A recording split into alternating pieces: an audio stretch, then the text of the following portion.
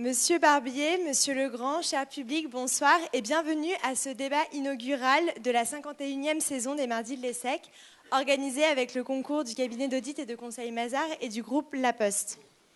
Ce soir, nous avons le plaisir d'accueillir deux grands éditorialistes que nous allons présenter dans cet ordre. Je vais commencer par vous, Monsieur Barbier, parce que je vous préfère.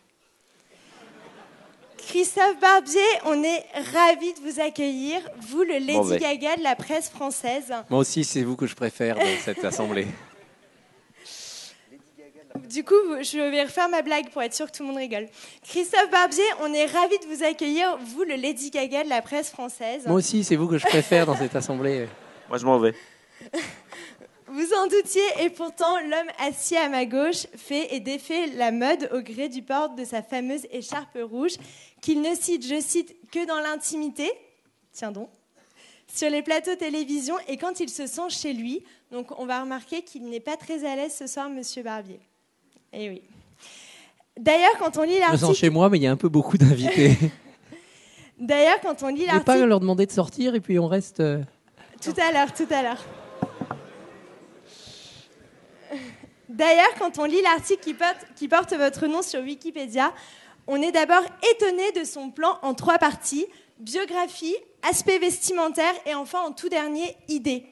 Cet accessoire de mode délicat fait donc de vous, Monsieur Barbier, un éditorialiste iconique, plus rafraîchissant que Claude Imbert et ses lunettes rondes et moins dandy que Bernard-Henri Lévy et son col à mi-donné. Mais on aurait tort de s'attarder trop longtemps sur les apparences.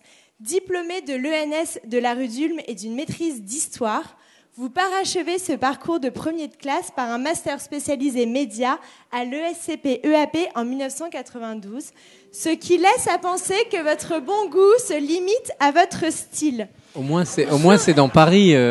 Subdeco, c'est dans Paris, c'est quand même plus pratique.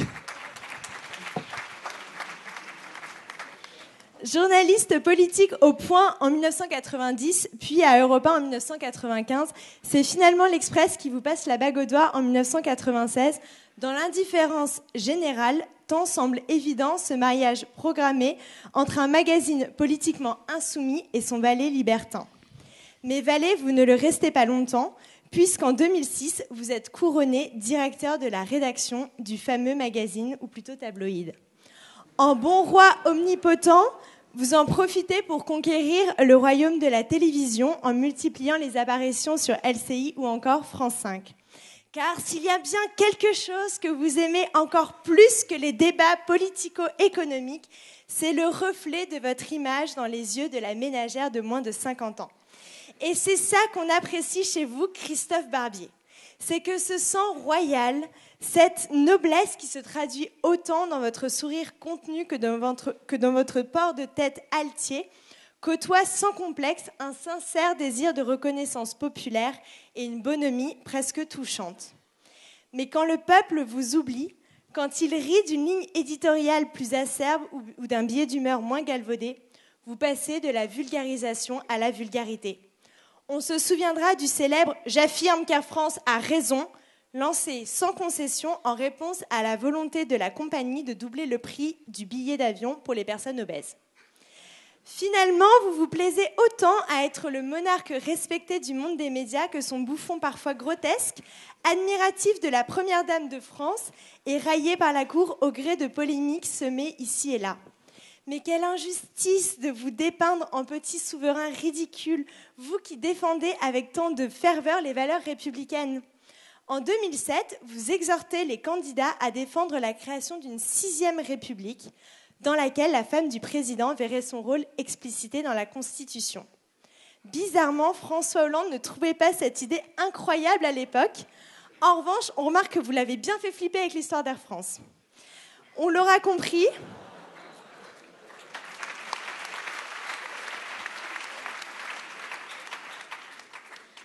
On l'aura compris, vous êtes féru de politique, mais peut-être même encore plus de théâtre. Vous dirigez d'ailleurs une troupe, l'Archicube, avec laquelle vous jouez, écrivez et mettez en scène des pièces. Là, c'est votre petit côté despote qui ressort. En 2008, vous montez sur les planches pour interpréter Chanal, Marie Cocu de la pièce La main passe de Georges Feydeau, dans une mise en scène de Mitch Hooper. Un rôle inattendu pour le plus volage des éditorialistes, preuve que la schizophrénie est bien la marque des vrais libertins.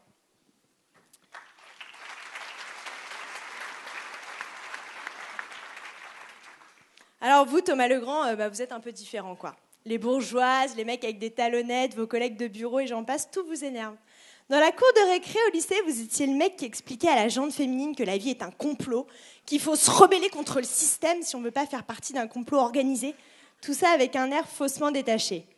Alors les jeunes filles étaient intéressées 2 minutes, mais c'était souvent des types comme Christophe Barbier qui finissaient par les choper. Heureusement, aujourd'hui, la tendance s'est inversée et les mecs remontés, distillant leur mécontentement systématique contre les abus systémiques au micro ou sur le papier, ont plutôt la cote. Ah oui, mais là encore, vous passez à côté.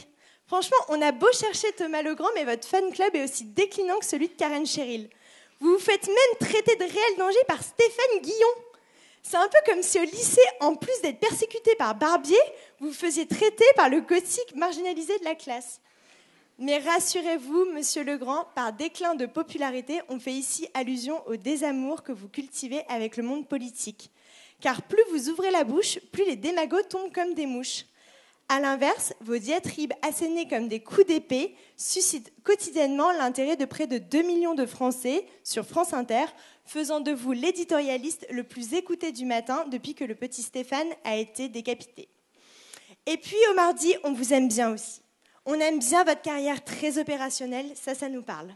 Après une maîtrise d'administration économique et sociale à l'université Paris 1 Panthéon-Sorbonne, vous débutez chez RMC avant de rejoindre RTL en 1993.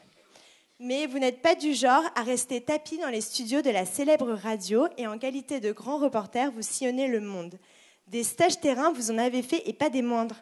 Les Twin Towers, c'était vous. Enfin, je veux dire, vous y étiez et vous avez couvert en direct le tragique événement pour RTL. 10 ans plus tard, vous assistez à l'effondrement de la tour d'ivoire UMP et à la reconstruction de la tour socialiste, frappée de plein fouet à New York en mai 2011.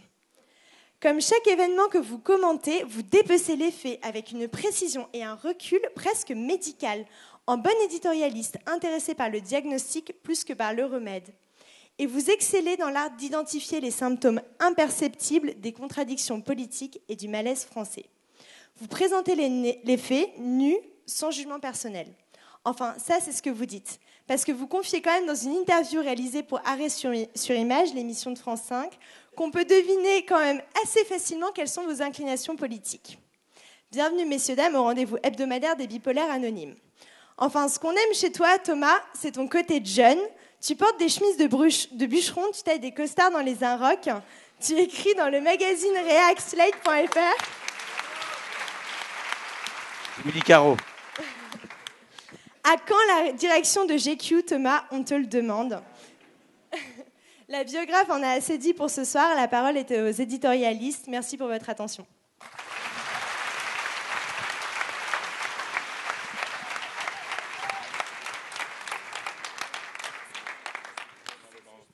Christophe Barbier, Thomas Legrand, bonsoir. Comme nous ne sommes pas sur TF1, vous avez la chance de disposer d'un droit de réponse immédiat à la présentation qui vient d'être faite de vous par Marine. Où est-ce qu'elle est allée se cacher, Marine? Elle est là-bas. Bien, après vous avoir écouté attentivement, Marine, je confirme que c'est toujours vous que je préfère. Ça vous embête pas quand même de changer de prénom si on doit... Non? Bon.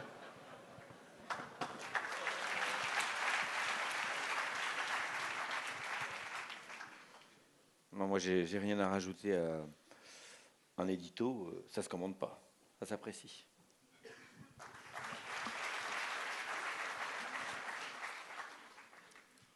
Alors revenons dès à présent sur l'actualité de ces derniers jours, de dimanche en particulier. Dimanche soir, Dominique Strauss-Kahn était l'invité de Claire Chazal au JT de TF1.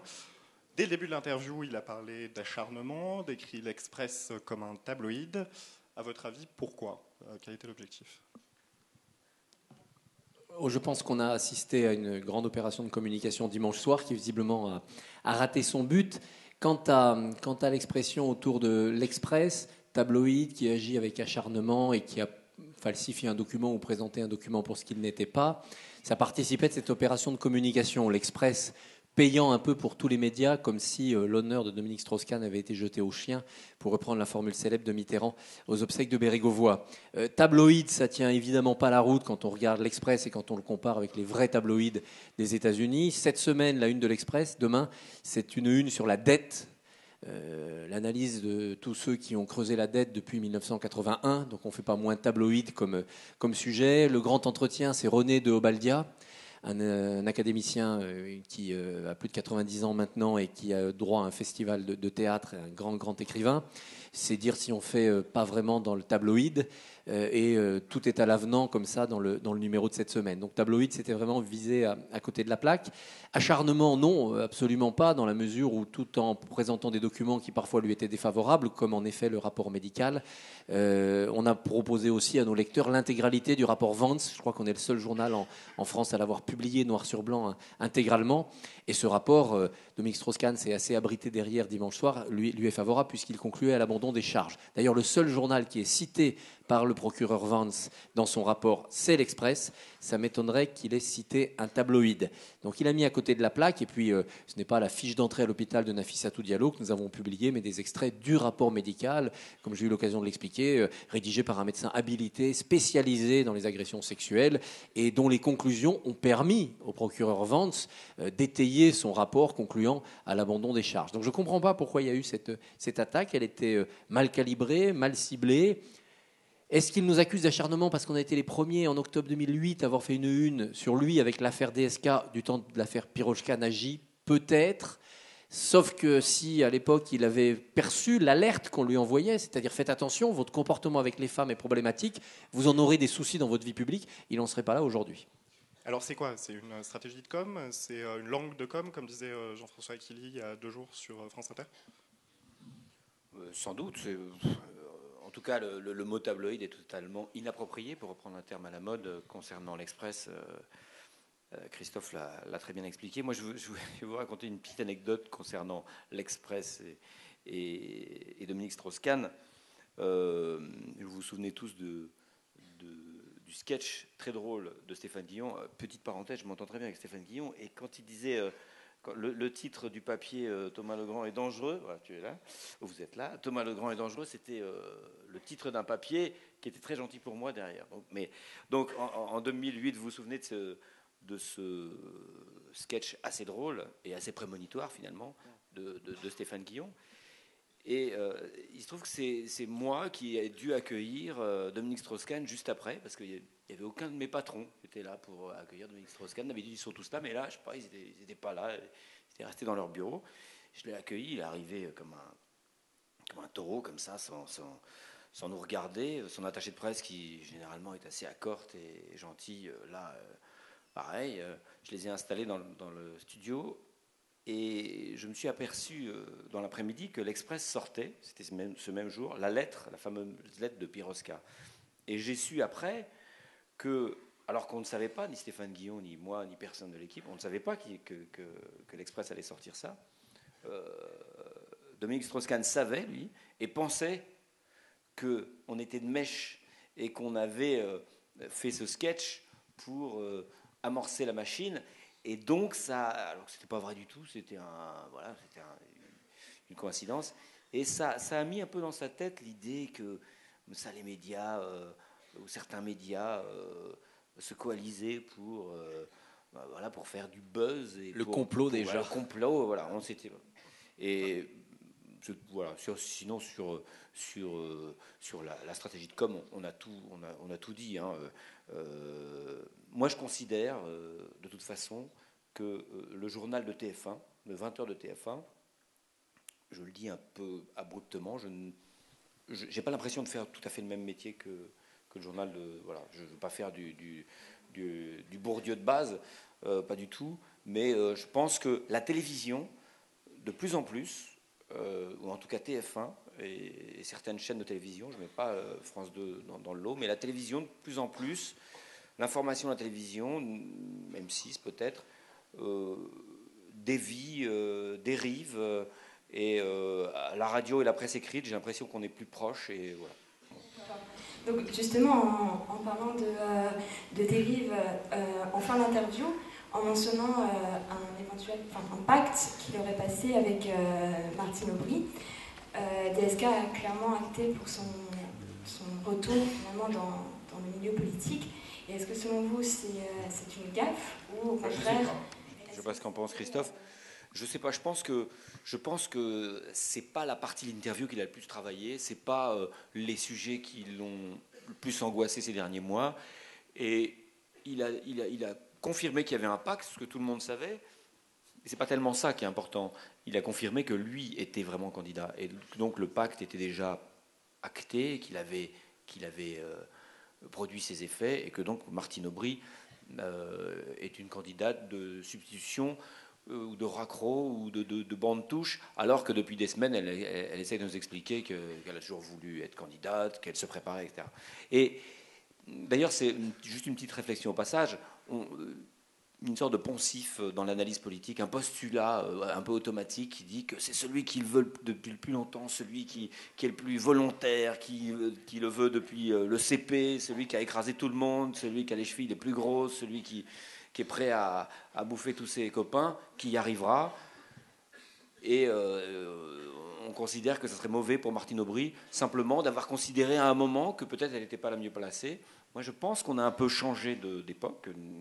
Nicolas Sarkozy et Ségolène Royal nous ont un peu vaccinés de cette hypertrophie du moi, et je ne suis pas sûr que ce soit spécialement mauvais pour Martine Aubry.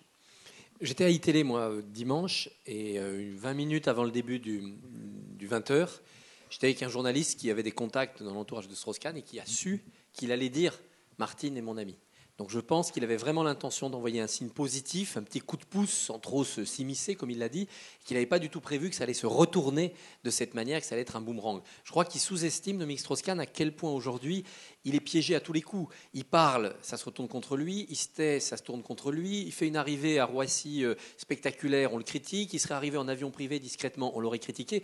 Il y a un côté maudit, il y a un côté pestiféré qui fait qu'il ne peut plus rien faire qui ne soit pas immédiatement corrompu. Donc là, il soutient Martine Aubry, c'est immédiatement repris par les Hollandais sur le thème, vous voyez, c'est une candidate par défaut, elle n'arrive pas à s'en dépêtrer. Et justement, comment le PS va arriver à vivre sa primaire et ensuite la campagne avec ce boulet, vous en avez parlé ce matin, comment est-ce que le PS va continuer à vivre avec lui? Non, ils essayent tous les jours de s'en débarrasser. Harlem Désir, encore ce matin, disant son action politique est terminée. Moi, j'ai pas entendu ça. J'ai entendu un homme qui disait la politique, on verra, être utile au bien public, j'en ai toujours envie. Mais le PS essaye de se couper ce membre qui est déjà amputé, mais qui les démange encore. Vous savez, comme on dit parfois que les grands blessés de guerre, parfois ont des démangeaisons, ont un membre qui leur manque. Ça va être ça, en effet, l'affaire Strauss-Kahn, plus les éventuels épisodes judiciaires qui interviendront entre aujourd'hui et la présidentielle. Ça, c'est le côté négatif. N'omettons pas qu'il puisse y avoir un aspect positif au fantôme DSK, c'est si la crise s'aggravait encore et que tout doucement les Français se disent l'affaire elle est oubliée, les dossiers ont été fermés les uns après les autres, il a entre guillemets purgé sa peine médiatique, on a besoin de lui comme expert. Justement, est-ce que selon vous, il a, par l'intervention de dimanche soir, est-ce qu'il a soldé ses comptes avec l'opinion française? Non. Et est-ce qu'il peut encore finalement être utile aux Français, notamment avec son analyse de la crise qu'il a produite? Je pense qu'il n'a absolument pas soldé ses comptes, qu'il n'a absolument pas commencé à reconstruire un lien de confiance avec l'opinion parce qu'il ne nous a pas dit la vérité. Il a utilisé le rapport à son avantage, il nous a dit ou répété ce qui ne s'était pas passé dans la Chambre d'après la justice, mais en fait c'est ce que la justice n'arrive pas à prouver. On ne sait pas ce qui s'est passé. S'il ne nous le dit pas, comme Nafissatou Diallo le dira sans doute jamais, et qu'en plus elle n'est pas fiable, on ne le saura jamais. Donc ça, je pense qu'il n'arrivera pas à reconstruire un lien avec l'opinion fiable s'il ne commence pas par là. Voilà pourquoi ce qui s'est passé dans cette chambre s'est terminé par un rapport précipité de 7 minutes. Voilà. Et la présence de son ADN sur l'uniforme de Nafissatou Diallo. Il a d'ailleurs essayé, les termes étaient concoctés pour ça, il a essayé de solder. La faute morale, ça ne veut absolument rien dire. Mais en même temps, on dit ça ne veut rien dire, on dit il ne l'a pas fait, et s'il l'avait fait vraiment, ça aurait été encore pire. Donc je ne sais pas s'il y a une bonne solution. Est-ce que vous avez vraiment envie d'entendre un homme comme ça décrire par le menu ce qui s'est passé pendant 6 minutes? Moi, je ne pense pas que ça soit très bien. Donc moi je pense qu'il aurait dû se taire et qu'il aurait dû écrire un texte. Ce qu'il avait envie de dire, il aurait dû l'écrire. Et beaucoup de Strauss-Kahniens pensent la même chose, je crois savoir. Mais lui, ayant été attaqué, ayant subi ce qu'il a subi, avait certainement envie de se montrer et de faire entendre sa voix. Mais il n'y a pas de bonne solution, c'est une histoire sordide et il n'a pas dit ce qu'il devait dire. Et s'il l'avait dit, ça aurait été pire sans doute. Après, être utile au pays, oui, sans doute qu'il aura encore, par des leçons d'économie, par des performances intellectuelles, un rôle à jouer. Oui. Il peut aussi être utile dans le privé. Hein. Il a été avocat, il a ouvert des cabinets de conseil, il peut refaire ça. Hein. Revenons maintenant sur les scandales de ces derniers jours. Guérini, Bettencourt, Le Retour, Clearstream, Bourgie. Vous avez parlé de réouverture de la saison des boules puantes. Est-ce qu'une campagne irréprochable est possible maintenant ? Mais il ne faut pas lier ça spécialement à la campagne. Ce sont des affaires qui existent et qui sortent. Alors, il y a toujours des affaires qui sortent. Et quand on s'approche d'une campagne, on dit « Ah, c'est la campagne qui est… » Mais Bourgie, rien ne dit que c'est quelqu'un qui a instrumentalisé Bourgie pour sortir ça. C'est peut-être lui-même. Je ne vois pas qui d'ailleurs. Alors, il y a une petite hypothèse qui monte. En tout cas, l'hypothèse Sarkozy me paraît complètement idiote. Ça serait comme envoyer une grenade dans la pièce dans laquelle on se trouve. Il y a quelque chose… Moi, je m'arrête une seconde sur Bourgie. Il y a quelque chose qui me choque énormément, qui, je trouve, n'est pas assez relevé. Bourgie dit, en 2005, je vais voir Nicolas Sarkozy et je lui explique que j'ai trimballé des valises pendant 20 ans, des valises d'argent sale venant d'Afrique pour financer des campagnes. Alors on peut mettre ça en doute. Mais le lendemain sur RTL, Guéant dit oui, il est venu nous expliquer ça. Donc nous avons le ministre de l'Intérieur en 2005 qui reçoit un type qui lui explique qu'il est trafiquant d'argent sale venant d'Afrique pour financer des campagnes électorales. Et le ministre de l'Intérieur n'alerte pas la justice. L'embauche, alors pour, paraît-il, ne pas faire la même chose, hein, les valises c'est fini, et 2 ans après le décor. Mais je trouve que c'est hallucinant qu'on ne puisse pas reprocher, et que tout le monde en cœur ne reproche pas au ministre de l'Intérieur qui reçoit un délinquant qui fait état de 20 ans de délinquance, qu'on ne lui reproche pas de ne pas avoir alerté la justice. Ce matin, on recevait à France Inter François Bayrou qui nous dit des gens sont venus dans mon bureau et m'ont proposé des valises. Je les ai renvoyées. Et alors là, nous disant ça, il pensait être une image de la vertu. Mais ne pas être corrompu, c'est la moindre des choses. Mais ne pas lutter contre la corruption, on lui a demandé, mais attendez, vous l'avez renvoyé, vous aviez un délinquant chez vous, et vous n'avez pas alerté la justice. Ce qui montre qu'on est dans un état d'habitude, d'endormissement par rapport à la corruption qui est absolument hallucinant. Moi, je trouve qu'on est beaucoup trop sympa sur ces questions-là. Et ça, c'est quoi ? C'est les gènes de la Ve République ? Oui, c'est l'habitude, les gènes de la Ve République. Et puis c'est la faute, c'est pas la faute des politiques uniquement, c'est la faute de nous, de l'opinion, de l'esprit français. On aime bien les tricheurs. Vous savez, quand même, le délinquant Jacques Chirac est l'homme politique le plus populaire. Voilà, et on peut reprendre tout, c'est un délinquant. C'est un délinquant politique, de A à Z. Et ça reste le plus populaire. Georges Frêche s'est fait réélire haut la main, etc. Vous avez justement, ces derniers temps, beaucoup parlé d'un système judiciaire mis à mal. Je vous cite dans un de vos éditos, la justice paraît bien cabossée après 17 ans de magistrature suprême de droite. Depuis le début de la 5e, aucun exécutif n'a laissé travailler sans tracas les magistrats. Il y a eu de la gauche aussi. Oui, je pense que si on n'arrive pas à changer la culture des hommes politiques, il y a eu les fausses factures sur les supermarchés ou sur les marchés des lycées et des collèges, il y a eu les emplois fictifs, il y a de tout temps, au moins depuis la Ve République, les rétrocommissions.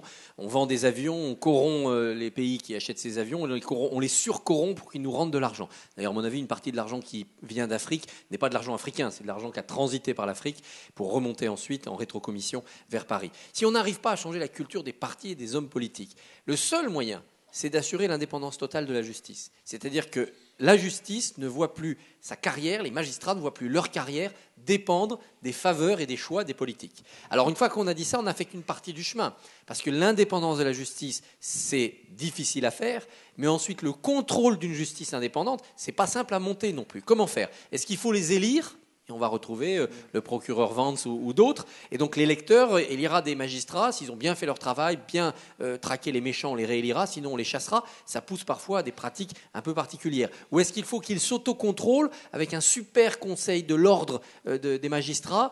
On voit bien que le conseil de l'ordre des médecins a ses propres dysfonctionnements et que les corporations ont aussi tendance à s'autoprotéger. Donc il n'y a pas de système idéal, mais peut-être faut-il donner plus de force, donc plus d'indépendance aux magistrats, s'il n'y a pas plus de vertu chez les politiques. Il n'y a sans doute pas besoin de bouleverser la justice. Il y a cette semaine Transparence Internationale, cette organisation, cette ONG qui lutte contre la corruption, qui fait une série de propositions tout à fait mesurées et tout à fait basiques pour lutter contre la corruption et qui va les soumettre aux candidats, qui seraient bien inspirés de les signer, de les approuver. Et il y a par exemple la création d'un super procureur pour les affaires financières, politico-financières, qui serait intouchable. Ça serait une petite institution en plus, mais il n'y a pas besoin de tout bouleverser, parce que l'indépendance de la justice, enfin on ne va pas revenir sur la justice, mais ça pose d'autres problèmes.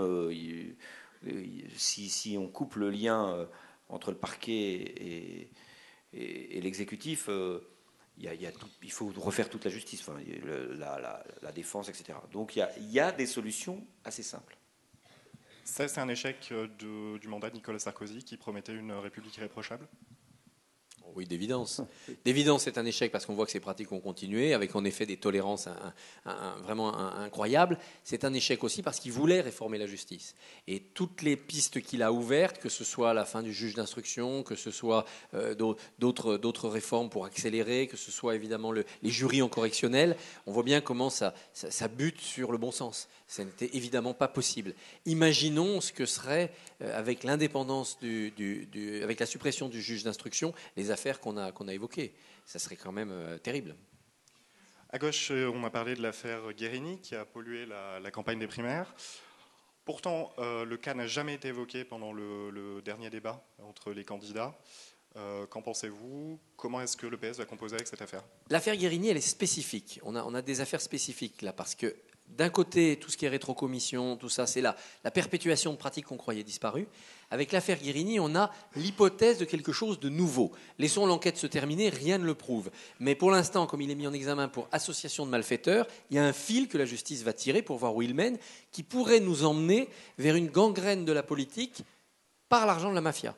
C'est-à-dire, je n'attribue pas des marchés de cliniques ou de bennes à ordures ou de décharges publiques à telle entreprise pour qu'elle me donne de l'argent pour mes campagnes électorales, mais pour qu'elle fasse semblant de travailler de manière à blanchir de l'argent qui vient de la mafia. Si on arrivait à établir ça, et on est loin du compte pour l'instant, donc respectons la présomption d'innocence, mais ça serait à mon sens pour la première fois qu'on verrait un élu, son frère, des entreprises d'une collectivité locale servir de lessiveuse à l'argent du crime organisé. Ça serait donc très grave. Alors après que les socialistes n'en aient pas parlé lors de leur dernier débat, on peut leur pardonner cela puisque l'enquête est en cours et qu'il faut laisser la justice se faire sereinement sans troubler.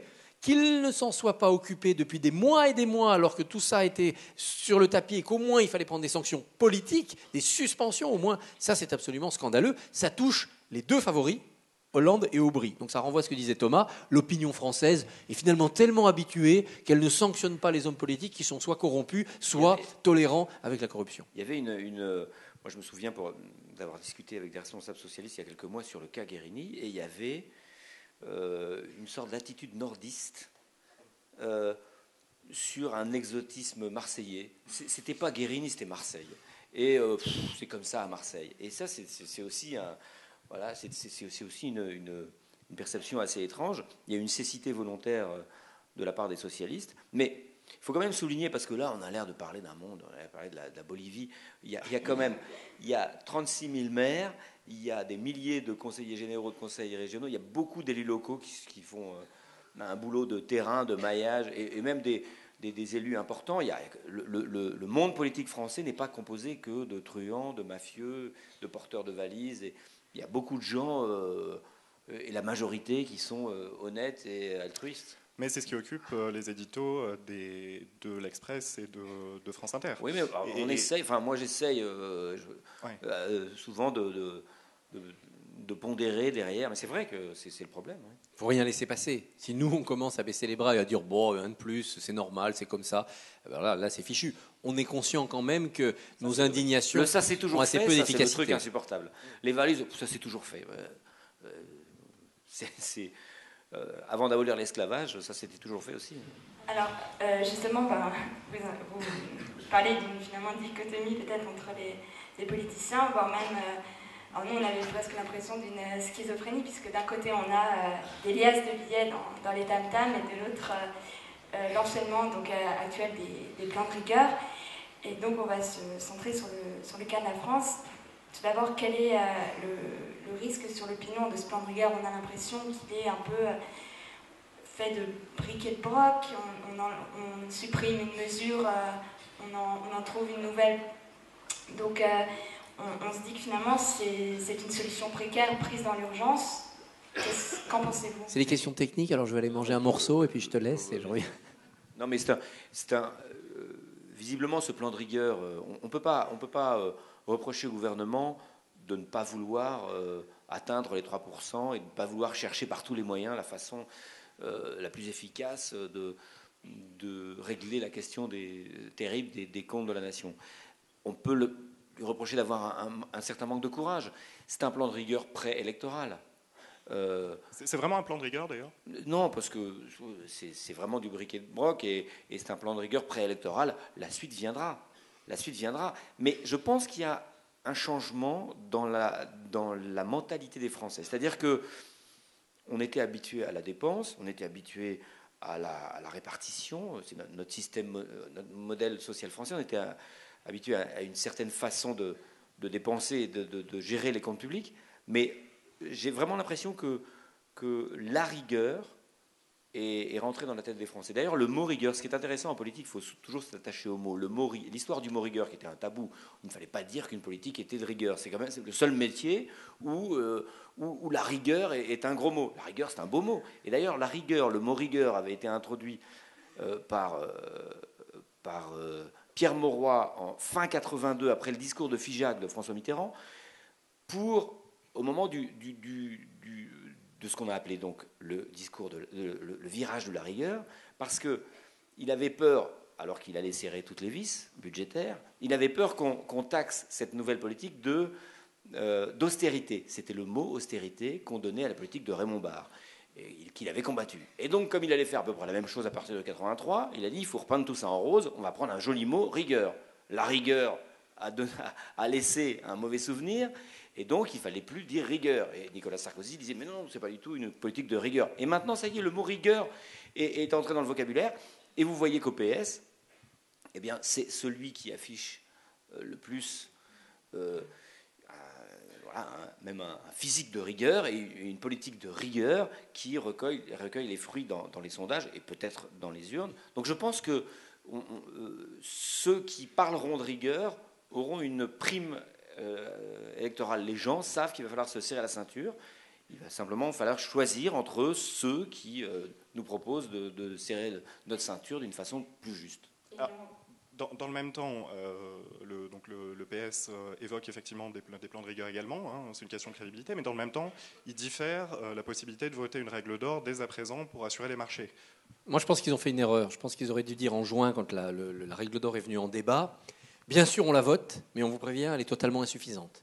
Donc dès qu'on arrive au pouvoir, on fait une règle encore plus dorée, une règle de platine, parce qu'il faudra vraiment être exemplaire, il faut que ça soit dans la Constitution. Ils auraient envoyé un signe de responsabilité, ils auraient envoyé un signe de super assurance pour les marchés, encore plus rassurant que la droite, et ils auraient envoyé un signe de maturité. À partir du moment où ils ont commencé à dire non, ils se sont piégés eux-mêmes. Le problème de la rigueur, quel que soit l'émetteur du discours, c'est qu'on ne parle jamais, et encore très peu, que des hausses éventuelles d'impôts ou des disparitions de niches fiscales.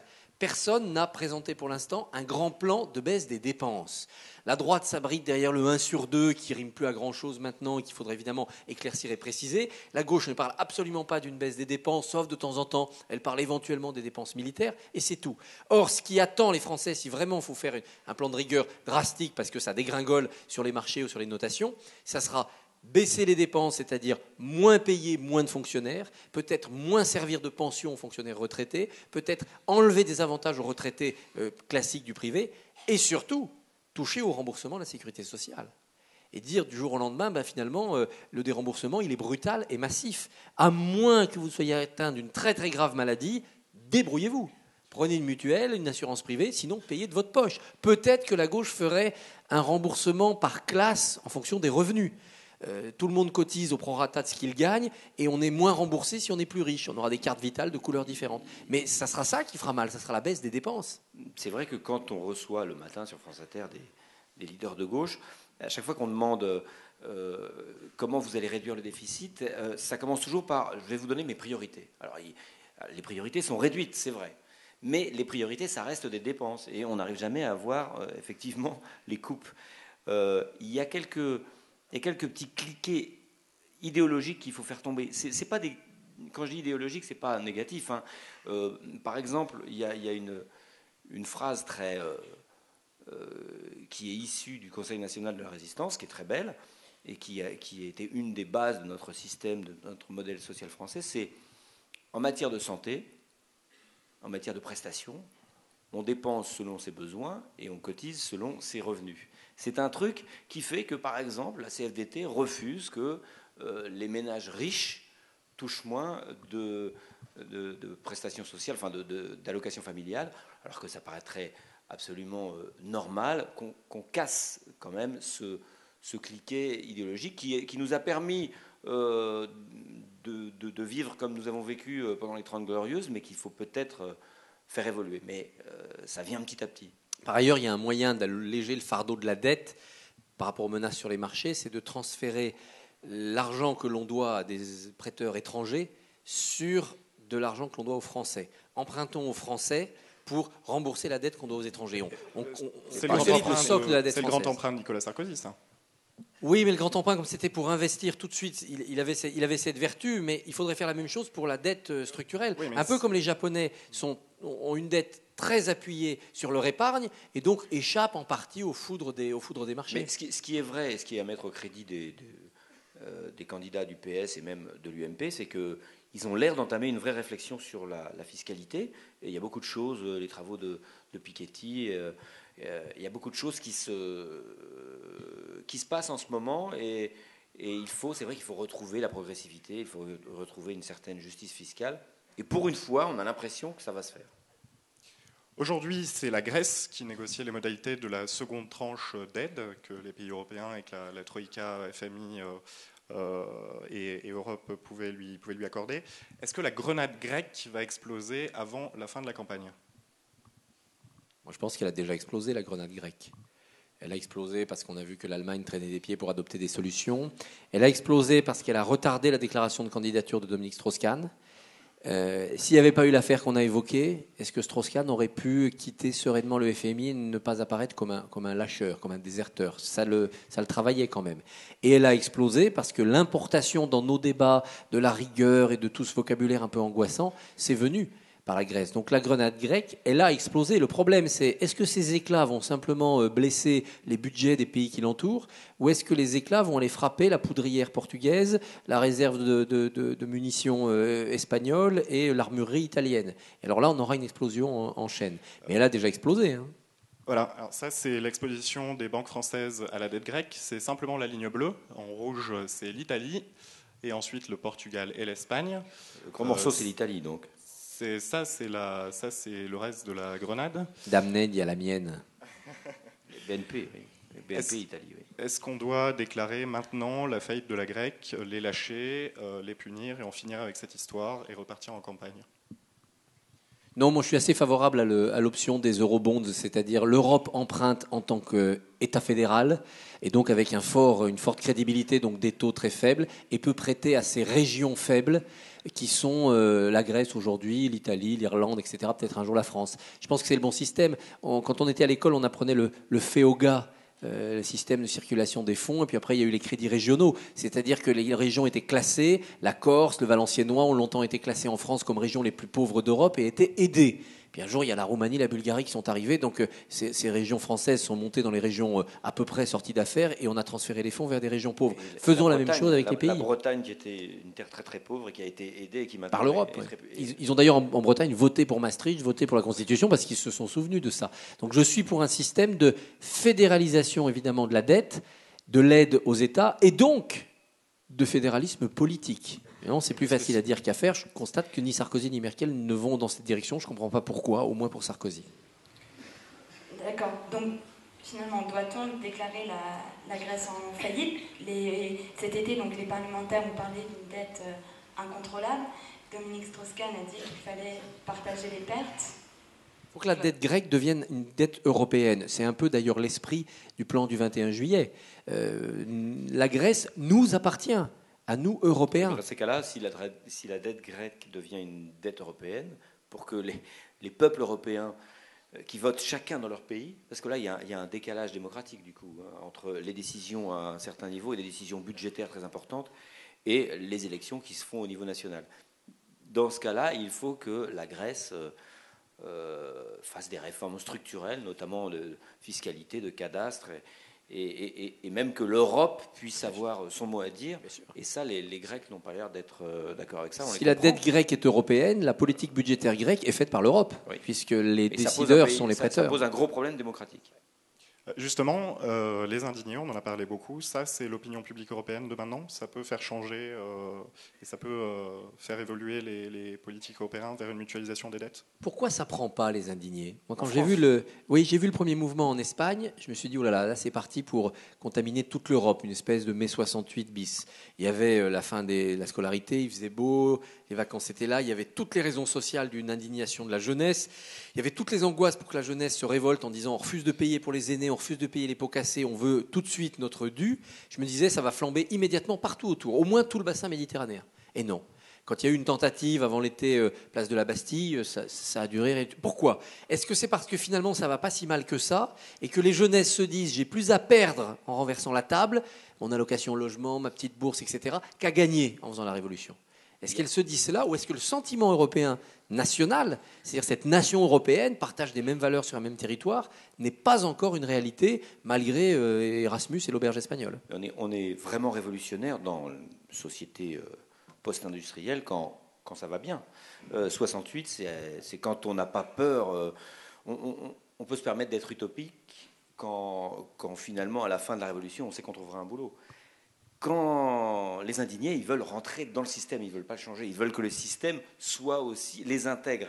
Et puis je pense que si ça ne prend pas en France, c'est aussi parce que la France, on critique tout le temps son système politique et sa classe politique, mais la France intègre la révolte dans son personnel politique, dans la structure de ses partis politiques. En France, vous avez le choix, au premier tour d'une élection présidentielle, vous avez le choix entre deux partis trotskistes, entre des partis d'extrême droite, vous avez un panel total, et il y a des cadres quasiment institutionnels pour aller crier sa révolte. Votre voix de révolté est relayée par un Mélenchon. Donc il y a ce... Ségolène Royal essaye de le... Oui. Je dois dire que quand elle joue l'indigné, c'est assez... Justement... Donc finalement, Christophe Barbier, vous dites que voilà, vous êtes tous les deux d'accord pour dire que ça ne prend pas. Donc on est tenté de poser la question, à qui va bénéficier de la crise financière en termes électoraux ? Pas Ségolène Royal à travers le culte de l'indignitude. C'est évident. Donc là, de ce côté-là, ça m'a l'air perdu. La crise financière, elle peut profiter pour les électeurs qui sont encore dans le système à ceux qui proposent la démondialisation comme Montebourg, une autre politique, la fin du capitalisme comme Mélenchon, Poutou et quelques autres. Mais ça, je pense que c'est ignorer une masse souffrante. Poutou, j'avais oublié celui-là. Oui, Poutou, Philippe Poutou. Il faut compter avec lui. En attendant évidemment le grand retour de Chivardi. Parce que Poutou est tout petit à côté de Chivardi. Mais bon, c'est pour plus tard. Donc je disais, la crise financière peut profiter à ces clients-là pour les citoyens qui militent, qui ont une conscience, qui vont voter. Mais c'est poser un petit couvercle sur la grande masse souffrante et silencieuse de tous ceux qui ont tourné le dos, les abstentionnistes, et qui sont désespérés, dépités, écœurés. de tous ceux qui ne sont pas dans le système, parce qu'étant dans les quartiers, pour dire vite, ne se sont jamais intégrés à ce système républicain où l'éventail politique permet une protestation. Eux, ils n'ont pas accès à cette protestation, ils n'ont pas du tout de conscience politique. Et puis, cette classe intermédiaire de ceux qui disent « moi, si je vais voter, c'est pour voter Le Pen ». Parce que je veux juste foutre par terre ceux qui nous dirigent, pousser un coup de gueule et voter pour le plus méchant. Et de ce côté-là, la figure de Marine Le Pen est ambivalente, parce qu'à la fois, en étant plus banalisée, elle peut attirer du monde qui n'aurait pas été quand même jusqu'à voter Jean-Marie Le Pen, mais elle peut dissuader ces électeurs qui ne veulent voter que pour pousser un cri de haine. Et si elle n'est pas haineuse ni haïssable, pourquoi voter pour elle ? Et pourtant, elle s'essouffle en ce moment dans les sondages. Oui, je pense que c'est parce qu'elle redevient un peu haineuse, haïssable. Elle essaye de retrouver ce qu'elle avait perdu sur sa droite. Elle n'est pas assez crédible, compétente, bien entourée pour être un vote de substitution à un vote Sarkozy que les gens ne veulent plus pratiquer. Et elle n'est pas assez méchante, agressive pour être un vote de substitution à l'abstention désespérée ou à la colère exprimée autrement. Cela dit, elle est plus haute que son père ne l'était dans les sondages, en tout cas avant 2002. Et elle a un discours qui est à la fois social, très nationaliste et très protectionniste. Ça, est-ce que c'est pas la recette aussi miracle pour gagner une élection en temps de crise, ou au moins peser dans cette élection ? Alors, je pense que quand elle dit qu'il faut sortir de l'euro, les Français, même s'ils n'ont pas une grande culture économique, voient bien que c'est une catastrophe si on sort de l'euro, que ça serait encore pire. Donc là, je pense qu'elle a fait une erreur. Le mélange de social, d'action sociale et puis de nationalisme, oui, ça peut marcher. Maintenant, il y a deux mystères de sociologie électorale. Je pense que les sondeurs ne le maîtrisent pas, le mesurent pas encore bien. Et moi, je n'arrive pas à me faire une idée là-dessus. Est-ce que tout le vote Marine Le Pen est assumé maintenant ? Moi, je vois beaucoup d'élus le matin quand j'ai mes invités ou ailleurs qui me disent « Ouh là là, dans ma campagne, des gens me disent Marine Le Pen, je vais voter Marine Le Pen. » Ils ne se cachent plus. Est-ce que c'est une mauvaise nouvelle ? Il va y avoir beaucoup de votes Marine Le Pen. Ou est-ce que c'est une bonne nouvelle ? Tous les lepénistes se voient, se disent, se comptent. Et donc, quand on l'a en brut à 13, on la met à 16, mais on n'est pas obligé de la mettre à 23. Et donc, le redressement est plus faible. Puis l'autre mystère qui commence à poindre, je pense que il y a tout doucement un vote honteux Sarkozy. C'est-à-dire que des gens qui vont voter Sarkozy, parce qu'ils ne voient rien d'autre, ils vont le faire, n'osent plus le dire. Parce que maintenant, c'est devenu le sujet de colibet ou de réprobation que de dire malgré tout, je vais voter Sarkozy. Alors peut-être que le vote Sarkozy va être à redresser aussi en la matière. Mais ça, là, je fais un peu Madame Irma. Là. Très bien. Donc, du coup, la solution n'est pas forcément à la crise financière, n'est pas forcément le parti au pouvoir. Je crois que personne n'est crédible pour sortir la crise financière la France de la crise financière. Un type avait acquis une compétence, une réputation, une notoriété, une crédibilité, c'était Strauss-Kahn. Parce qu'il s'en occupait au niveau mondial, parce qu'il avait à la fois un réseau égal ou supérieur à Sarkozy, une compétence économique supérieure à Sarkozy et à tous ceux de la gauche, et un lien avec les Allemands extrêmement précieux, comme jamais n'a eu Sarkozy, comme jamais n'a eu Chirac. Il avait donc ce cocktail. Les Français se disaient, avec ça, lui, il a la boîte à outils pour nous sortir de la crise. Patatras, à cause de lui, on a perdu cette solution-là. Il y a quelque chose que la crise et Nicolas Sarkozy ont tué, c'est le retour du politique, le volontarisme politique. Et le volontarisme politique affiché, je peux, yes we can... la croissance avec les dents. La croissance avec les dents. On n'y croit plus beaucoup. Et c'était le gros moteur de Nicolas Sarkozy, remettre le politique au cœur du pouvoir. Et finalement, il n'a pas pu. Il n'a pas pris sur les choses. Et c'est ça qui faisait effectivement le succès de Dominique Strauss-Kahn. Dominique Strauss-Kahn ne disait pas je vais y aller avec les dents. Simplement, on lui prêtait des compétences et une position qui était au-delà des frontières. Et on a bien compris, tout le monde comprend bien confusément que tout se passe au-delà des frontières. Et alors justement, ça veut dire qu'on va avoir beaucoup d'abstention pour la prochaine élection ? Moi, je crains qu'il y ait l'inverse de 2007, où on a eu une élection passion.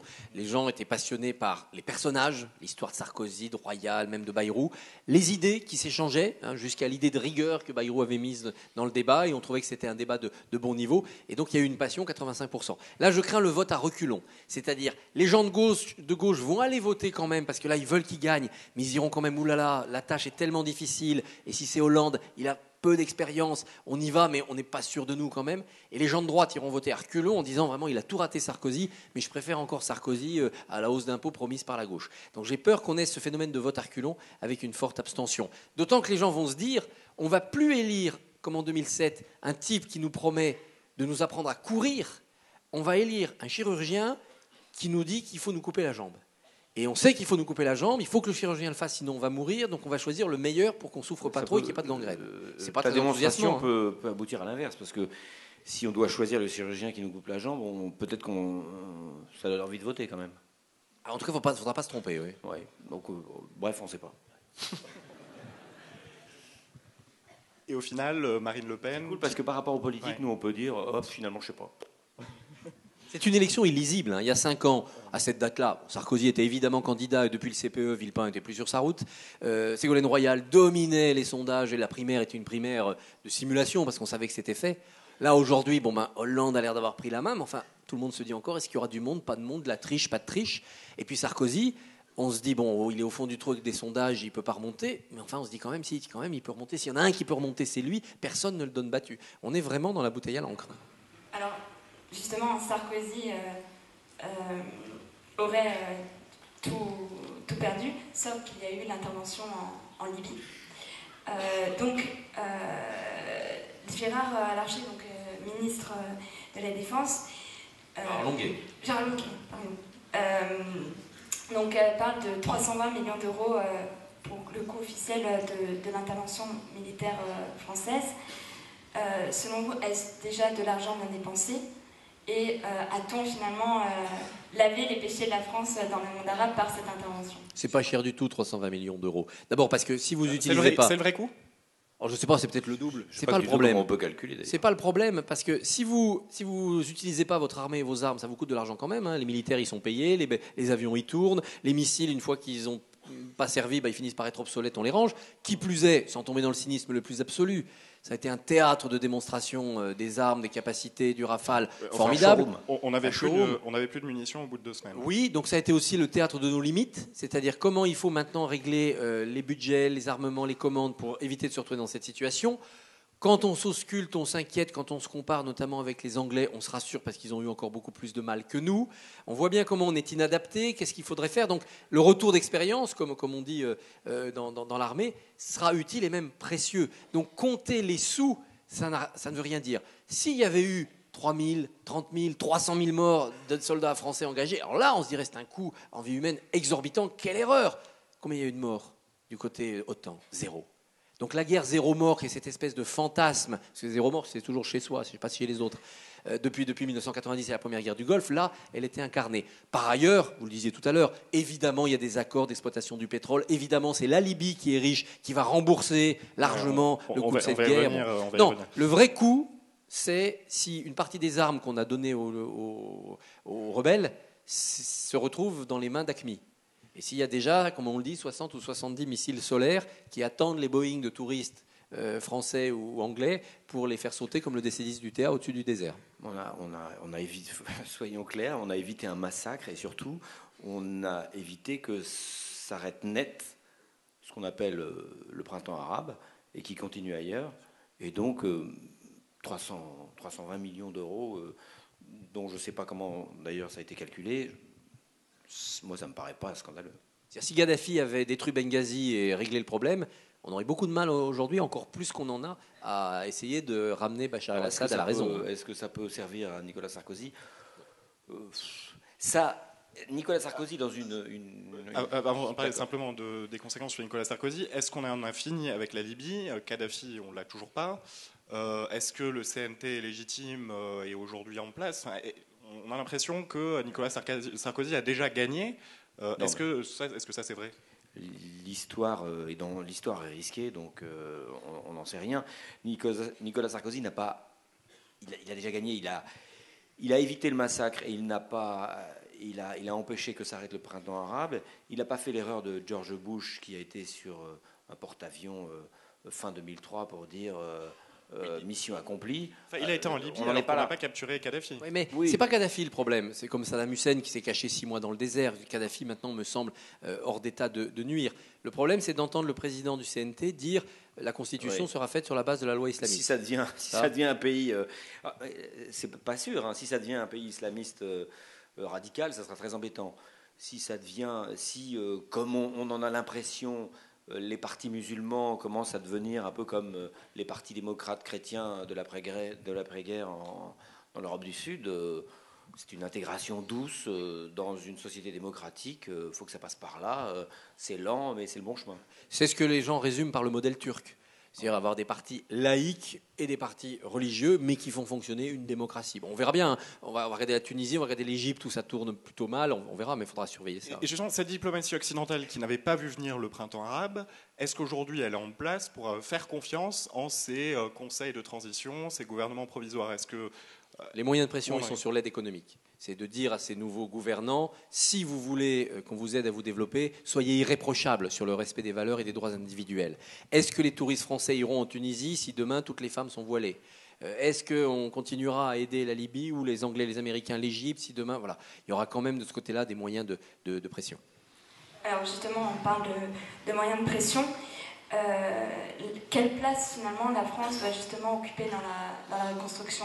Puisqu'on a vu la réunion de 400 chefs d'entreprise au MEDEF début septembre, donc des grands groupes du CAC 40, entre autres Alcatel, Vinci, et finalement on parle même de contrats pétroliers pour Total.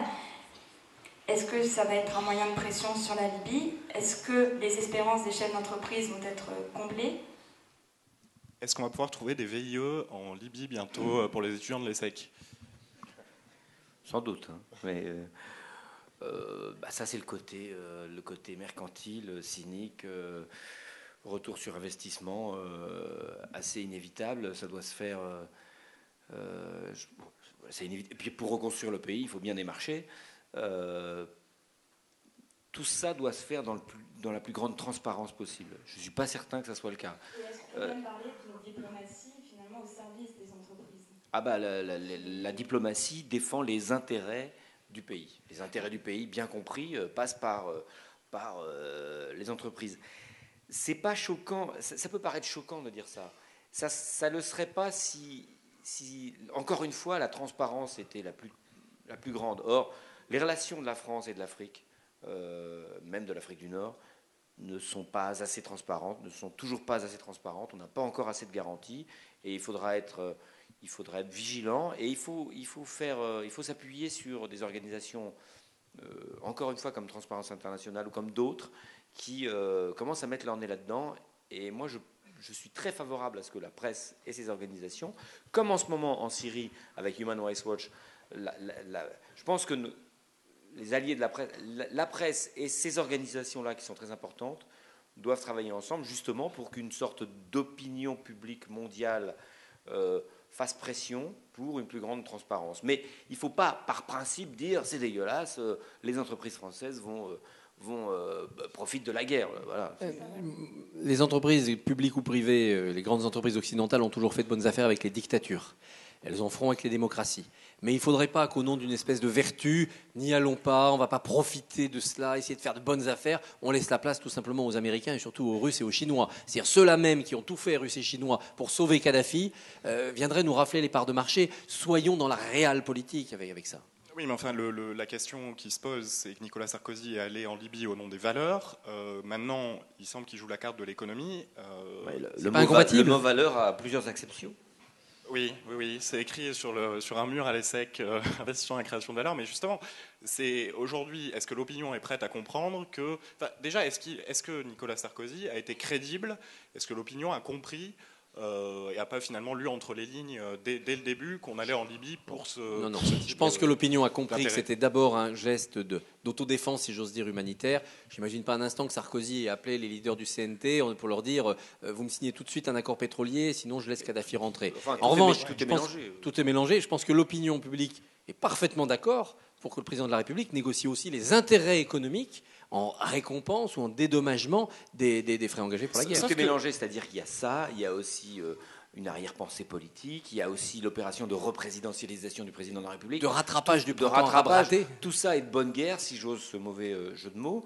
Ce qu'il ne faudrait pas pour lui, maintenant, et j'ai l'impression qu'il y prend garde, c'est d'apparaître comme il a eu trop l'habitude, c'est moi qui ai tout fait, c'est grâce à moi, qui bombe le torse et qui veuille se mettre en avant. Et par ailleurs, Par ailleurs, il fait gaffe à ça maintenant, il était temps. Il n'y a aucun impact ou un très faible impact électoral des affaires internationales. Si vous êtes mauvais à l'international, on vous punit. Si vous êtes bon, on ne vous récompense pas. Chirac, en février 2003, met avec Villepin, empêche le vote de l'ONU pour aider les Américains à envahir l'Irak. Il est populaire dans le monde entier. Les Français sont fiers. 2 ans après, au référendum européen, il lui inflige une défaite, mais colossale. Donc, vous voyez, il n'y a pas de bonus électoral. Et d'ailleurs, Sarkozy ne monte pas dans les sondages depuis la chute de Tripoli. Mais l'enjeu de la Libye, c'est aussi que Sarkozy s'était rendu ridicule en accueillant dès le début de son mandat Mouammar Kadhafi. S'était rendu ridicule parce qu'il s'était fait humilier sur la question précisément des contrats. Il l'a ressenti. Il l'a ressenti, mais est-ce qu'il n'y a pas un risque pour lui de nouveau, il se fasse humilier par le Conseil national de transition qui déjà parle de valeurs islamiques dans la Constitution. C'est un risque à prendre. Participer à la marche de l'histoire, c'est prendre un risque. Et moi, je pense qu'il fait bien de le prendre. De toute façon, s'il n'avait rien fait, on serait resté sur l'image de Sarkozy avec la tente dans les jardins de Marigny qui était absolument ridicule. Avant la tente qui était ridicule, il y a eu la libération des infirmières bulgares où les gens se disaient Sarkozy discute avec Kadhafi, il a raison, ça a permis de libérer ces pauvres infirmières. Après, ça s'est retourné contre lui au moment de la tente. Là, ça redevient quelque chose de plus favorable. En effet, c'est risqué. Donc on a toujours ce jeu de balance. Ce qui est vrai, on fait un article d'ailleurs demain dans l'Express là-dessus. En ce moment, on a titré comme ça Sarkozy efface Sarkozy. C'est-à-dire, il passe sur la Libye pour effacer l'attente et dans beaucoup d'autres domaines, il essaye de montrer une image qui efface celle qu'il a montrée précédemment. Le bling-bling en étant un exemple. Ça nous a fait perdre du temps pour revenir sur le titre de votre livre. Oui. Non, mais ce qui est extraordinaire avec Nicolas Sarkozy, c'est que c'est son propre opposant. Par exemple, quand il arrête la taxe carbone, quand il la diffère indéfiniment. Il ne fallait pas aller interviewer les socialistes ou les écologistes, il suffisait de passer ce que lui-même avait dit 2 mois avant. La taxe carbone, c'est aussi important que l'abolition de la peine de mort. Il avait dit ça. Alors quand vous dites ça, et qu'après, 3 mois après, vous débarrassez de cette mesure, donc il est son propre opposant, et donc il est lui-même son propre réparateur s'il le veut. On verra s'il y arrive, mais en tout cas, tout est entre ses mains. Et ça, à mon avis, c'est trop tard, mais bon. J'aurais été à ma question, est-ce qu'on a perdu 5 ans avec cette stratégie ? Moi, je trouve qu'on a perdu beaucoup de temps parce que l'intérêt de Nicolas Sarkozy, c'était qu'il voulait moderniser. Moi, je pensais qu'il allait, j'étais pas spécialement pour, mais je pensais qu'il allait moderniser au moins la vie politique. Je pensais qu'il était, pour la France-Afrique notamment, je pensais qu'il était post-gaulliste, le premier président né après la guerre, et qu'il allait moderniser aussi les rapports entre le pouvoir et les citoyens, la République irréprochable, les nominations irréprochables. Les nominations, on reste encore. Il vient de nommer à la Cour des comptes une de ses conseillères qui n'a pas 40 ans, contre l'avis du président de la Cour des comptes. C'est la première fois. Il vient de nommer sa conseillère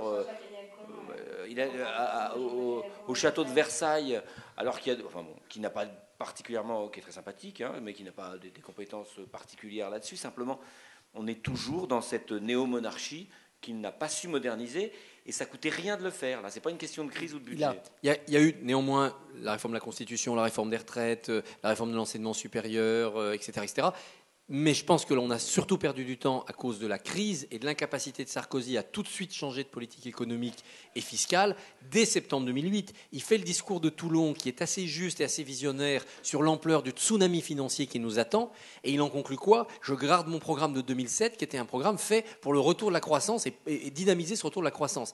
On ne peut pas dire travailler plus pour gagner plus à partir de septembre 2008. On peut dire dépenser moins pour sauver des emplois et verser moins de pensions et de prestations sociales pour sauver les budgets. Là où on a perdu du temps, c'est que le Nicolas Sarkozy d'avant la crise, c'était le Nicolas Sarkozy des subprimes, le Nicolas Sarkozy de la France des propriétaires, de l'endettement plus facile, de l'exemple espagnol.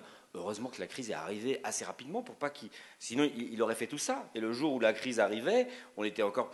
Et maintenant, pour résoudre la crise, pour sortir de la crise, il fait tout le contraire de ce qu'il avait de son programme de 2007. Donc son programme de 2007 n'était pas fait pour les crises. Il nous a vendu un vélo que pour les descendre, pas pour les monter. C'est quand même assez extraordinaire. Donc,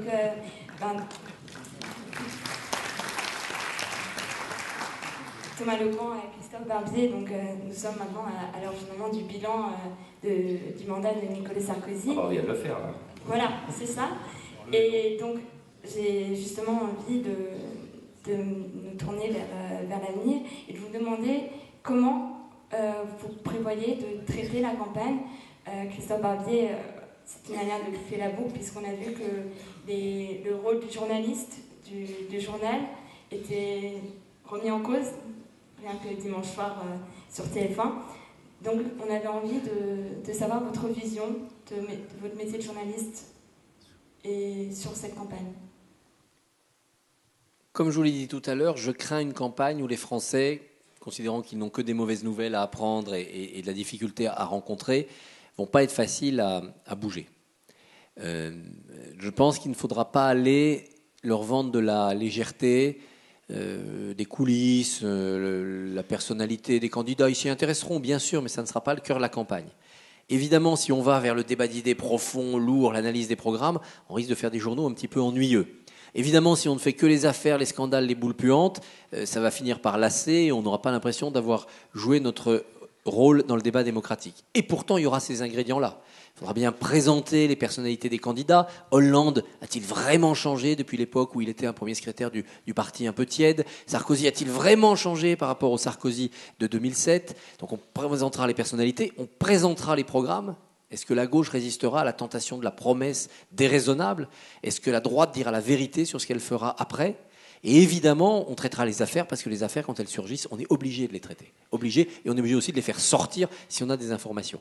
Donc voilà quels seront les 3 axes de notre travail. Maintenant, il y a une donnée nouvelle qui existait déjà en 2007, mais qui est devenue exponentielle. La puissance a explosé, c'est Internet. Et donc la campagne se fera sur Internet. Nous traiterons la campagne aussi à travers Internet et tous ses dérivés. Les réseaux sociaux. Vous voyez, regardez l'affaire Strauss-Kahn. Strauss-Kahn agresse l'Express un dimanche soir. Il y a 15 ans, j'aurais répondu dans le journal qui paraissait le mercredi. Là, non seulement pratiquement tous les médias audiovisuels me sollicitent, des sites Internet m'appellent pour avoir ma réaction. Ça, c'est à cause de l'écharpe rouge. Dont le site de marianne2.fr. Mais je pense que c'est au-delà, c'est que les sites Internet sont affamés, que les médias de hot news sont morts de faim en permanence. Et donc, ils dévorent tout. Donc moi, je retiens ma réponse. Je fais d'abord une réponse pugilistique avec Jean-Marie Le Guen, donc sur un débat télé. Puis dans la nuit, j'écris mon édito, je le redonne dans ma pensée. Mais j'attends pas le mercredi pour le donner au lecteur. Je le mets sur Internet en fin de matinée le lundi. On a explosé le record de commentaires. On est à plus de 1600 commentaires. Le deuxième papier, en termes de nombre de commentaires depuis le début de l'année 2011, est à 700, je crois, je dis de mémoire. Donc ça veut dire qu'il y avait une attente de nos lecteurs de l'opinion de ce qu'on répondait à Dominique Strauss-Kahn. Aujourd'hui, c'est fini. On est passé à autre chose. Regardez la semaine du 31 août. Le mercredi matin, Prévost-Després accuse Sarkozy et l'argent liquide. 24 heures après, c'est fini, les témoins ont dit non. Mais 24 heures après, il y a les écoutes téléphoniques du journaliste, les fameux repérages. 24 heures après, il y a Raffarin qui dit « Je me révolte contre Sarkozy, il m'a traité d'irresponsable, je veux sauver les parcs à Thèbes ». Le lendemain, Chirac nous dit qu'il ne sera pas à son procès le lundi. Et le dimanche, Strauss-Kahn revient et se pose à Roissy. Donc vous voyez ce flux d'informations, on va être obligé d'en tenir compte. Est-ce que le buzz, c'est l'opinion ? Non, le buzz, c'est pas l'opinion. Le buzz, c'est pas l'opinion. L'opinion, c'est une seule vérité. Le 22 avril à 20h, quand on ouvre les urnes. C'est ça l'opinion. Et elle déjoue tous les pronostics. Balladur est sûr d'être élu, Jospin Chirac seront au second tour. Comme aujourd'hui, elle peut déjouer les pronostics sur, bien sûr, Sarkozy est sûr d'être battu et Marine Le Pen sera au second tour. Donc l'opinion, la seule opinion, c'est celle-là. Le reste, c'est des vagues, c'est la houle, et on est là, nous, pour essayer, sous la houle, de voir les courants, les mouvements de fond. On le fait du mieux que l'on peut, en tenant compte aussi du buzz. Aussi, c'est une donnée. Thomas Legrand. Comment j'envisage cette campagne pour mon boulot? Alors moi, c'est pas le même. Je suis pas patron d'un canard. J'ai un édito tous les matins. Et en fait, moi, je trouve ça absolument tyrannique de devoir être péremptoire tous les matins. Et c'est assez compliqué, quoi. Et je m'attelle, en fait, je limite ma tâche à essayer de mettre le doigt sur des contradictions. Les socialistes disent qu'ils veulent être à 3% en 2013. Je conteste pas le fait qu'il faille être à 3% en 2013, ou je ne l'approuve pas non plus. Je ne donne pas mon avis là-dessus. Je suis ni Fitoussi ni Cohen. Donc, mais ce que je souligne, c'est que si c'est la cohérence, c'est-à-dire que s'ils veulent être à 3% en 2013, ce qu'ils nous présentent pour l'instant, ça n'a pas l'air de suffire. Il va falloir que, comme le disait Christophe, que non seulement ils limitent leurs priorités, mais qu'ils nous disent où ils vont moins dépenser. Donc je veux mettre le doigt sur des contradictions, je veux enlever le papier peint de la communication pour retrouver la vérité de la politique. C'est un peu mon boulot. Je m'attache beaucoup aux mots.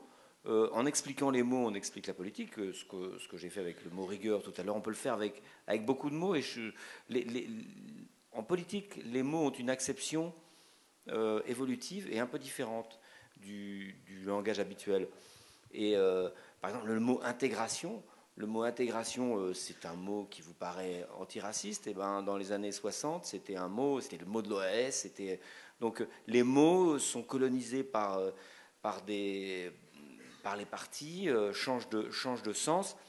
Et c'est de l'explication au jour le jour que j'essaye de faire en mettant un petit peu en doute les analyses automatiques. Ce matin, par exemple, je remettais en doute l'analyse automatique selon laquelle, pour être élu, il faut le vouloir depuis tout petit. Peut-être que ça a changé. Peut-être que l'opinion, parce que ce postulat nous a quand même fait nous passer de Mendès France, de Jospin, de Rocard.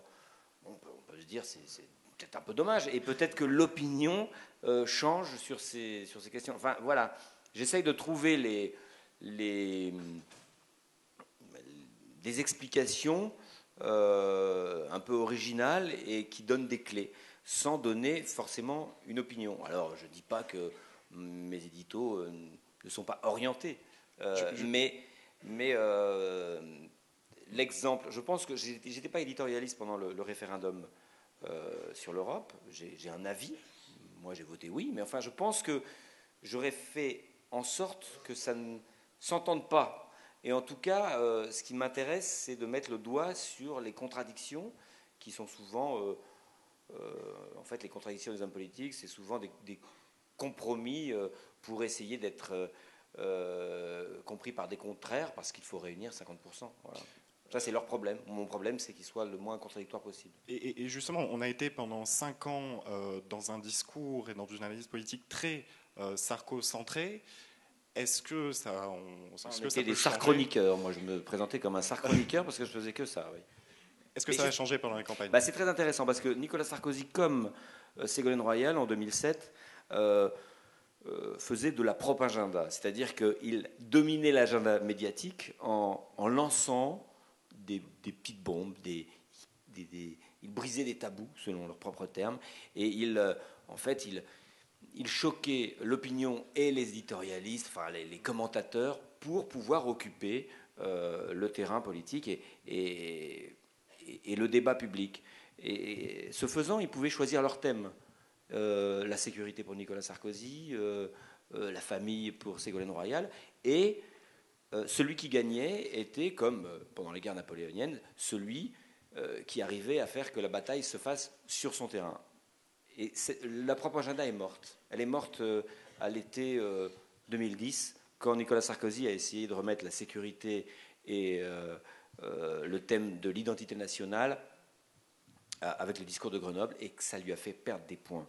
Le propaganda a vécu parce que maintenant la crise écrase tout, et c'est indécent d'essayer d'imposer autre chose que le remède à la crise. Et donc, c'est pour ça que moi je pense que Ségolène Royal, comme Nicolas Sarkozy, mais c'est peut-être une prédiction, sont has-been, sont saut 2007, comme on dit aux États-Unis. Et il va falloir que Nicolas Sarkozy change vraiment, et peut-être qu'il arrivera à convaincre qu'il a changé, pour pouvoir se remettre dans le jeu. Sinon, il va se retrouver comme Ségolène Royal, largué, daté, périmé. On l'a vu, Au Danemark récemment, on le verra en Espagne, on l'a vu en Angleterre, on l'a vu au Portugal, c'est sortez les sortants en ce moment. Parce qu'en effet, tous ceux qui étaient là avant la crise, qui ne l'ont pas vu venir, qui n'ont pas su y répondre de manière efficace, ou qui ont répondu de manière efficace, mais qui sont punis aussi pour leur sévérité, ils sont balayés. Alors peut-être en effet qu'il y a une obsolescence de ces modèles-là. Je pense quand même que le vainqueur sera celui qui arrivera à imposer l'idée force de la campagne 2012. C'était la fracture sociale en 1995 pour Chirac, ça a été la sécurité en 2002 pour Chirac. Là, il y a un des candidats qui arrivera à mettre la main sur l'idée qui, derrière, obligera les autres à se positionner. Elle est sans doute liée à la crise, cette idée, à la sortie de crise, sur le pouvoir d'achat, sur le chômage, sur les prestations sociales, je ne sais pas trop. Il y a une autre donnée, la fiscalité, cocktail de tout ça. Il y a une autre donnée qui va jouer et qui pourra aussi influer notre manière de traiter la campagne, c'est si François Hollande est le candidat du PS, son inexpérience, sa nouveauté, qui peut être synonyme de fragilité mais aussi de fraîcheur, va peut-être changer un peu le ton. Ça n'aurait pas été pareil si on avait eu des modèles anciens, Sarkozy face à Royal ou Sarkozy face à Aubry, donc nous ramenant des années en arrière. Là, on va avoir Hollande, on a Marine Le Pen, on aura peut-être Borloo. On a des choses un tout petit peu nouvelles. On a Joly, ça aurait été encore plus frais, entre guillemets, avec Hulot, par rapport à l'opinion. C'est ça aussi qui peut remettre un peu d'électricité dans la campagne. Alors justement, on va continuer dans le jeu de politique anticipation, en passant au petit jeu des mardis. Alors, première question. La mort de DSK, selon vous, comme Léon Blum à l'écart de la vie politique, retiré dans sa maison de Juan-Josas, près du campus d'HEC. Un très beau lieu pour mourir. Ou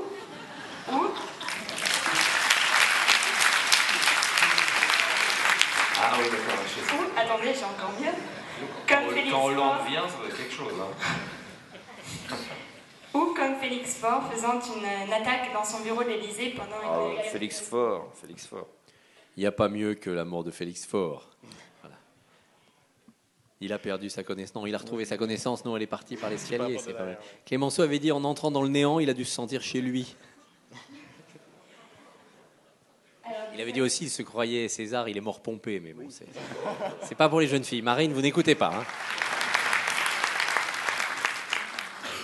Justement, donc la fin du mandat de Sarkozy, ça ressemblera plutôt à Caligula de Camus, Ave pour Vendetta des frères Pachonsky, ou au promeneur du Champ de Mars. Moi, je pense que ça sera 3 hommes et un couffin. C'est-à-dire, il y aura Sarkozy, Guéant et Hortefeux qui promèneront le bébé pendant que Carla fera des tournées. Donc, ça sera ça. Thomas Legrand.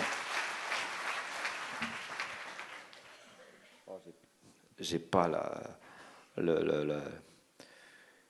la propos de Christophe, là. Tu m'as soufflé, là. 3 hommes et un couffin. J'avais oublié ça, là. Alors, on va passer à un thème peut-être plus radiophonique pour vous, Thomas Legrand et Christophe Barbier. Alors, vous devez être d'accord pour choisir le tube de la campagne présidentielle. Est-ce que, selon vous, ce sera Don't Worry Be Happy de Bobby McFerrin, Pompe Afrique de Trio ou Tuer ma cam de Carla Bruni? Et la chanson sélectionnée sera diffusée à la fin du débat après les questions du public. Choisissez bien. Don't Worry Be Happy. Ça me rappelle ma jeunesse, moi, ça. Don't Worry Be Happy. Je suis pas sûr que ça soit de circonstance. Hein. Non. C'est pas très sang, sueur et larmes. Hein. Pompe Afrique. Ouais, Trio, je connais pas, j'essaierai bien. Puis ça, je pense qu'on mise à gagnant à tous les coups sur une campagne présidentielle. Il n'y a pas de problème. Dans le prochain album de Carla, il y a une chanson qui s'appelle Mon Raymond. Oui, Mon Raymond. Ouais, Mon Raymond, et qui est un portrait en creux de Sarkozy. C'est un peu mon Jules, quoi. Voilà. Donc c'est pas Domenech ni Raymond Soubi, c'est visiblement ça. Mais le disque sortira sans doute pas Mon Raymond avant la campagne. Mon Raymond, ouais. Bah oui. Tu l'as aidé à écrire ou... Moi, je choisirais Pompe Afrique. Je sais pas si tu es d'accord, mais là, on est sûr qu'il y en aura. C'est-à-dire que comme on va l'écouter, c'est le seul que je connais pas. Donc, oui, on découvrira comme ça. Ok, vous découvrirez après les questions du public. Maintenant, la parole est à la salle. Il y a des micros qui vont circuler. Quelques règles, simplement vous levez et vous présenter et puis faire bref. Au fond.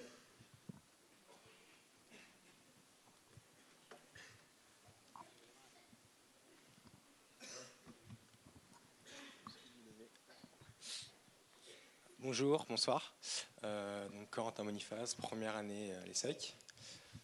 Donc le thème de cette rencontre de ce soir, c'était « À qui profite la crise ?» Moi, j'aimerais plutôt parler des potentielles victimes collatérales et notamment de la cause palestinienne. Et ma question est la suivante. Dans quelle mesure la crise financière peut retarder la résolution de la crise humaine à Gaza et en Cisjordanie? Je me lance là-dessus.